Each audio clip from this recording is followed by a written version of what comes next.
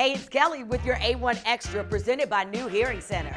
This week, Herald Courier sports editor Brian Woodson has an update on the Pappy Thompson Award selection process and soon-to-be announced finalists. This is the Gene Pappy Thompson Award for Excellence trophy. It's been given out since 1982, and it goes to the senior student athlete in the region that is voted on by, well, first of all, by the school. They recommend who they want to recommend for the award, and we'll narrow it down to 5, and then we pick the eventual winner. And that's what we're in the process of doing now.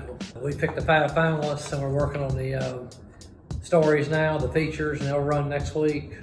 Then we'll pick the finalists. Will run on May 22nd. It's the best senior who's involved in athletics, but who is also very good at academics.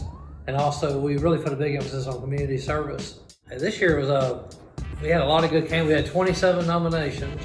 He started his journalism career in 1937, spent 50 years, almost 50 years as a news reporter, sports writer, sports editor, and eventually became executive sports editor at the Herald Courier. He wrote about a lot of stories. He wrote about on-the-field accomplishments of the athletes, but he was also interested in what they did off the field. His nickname was Pappy because he had 8 children. This trophy was first given out in 1982 to Eddie Hall from Graham, and it's been given out 40 times since then.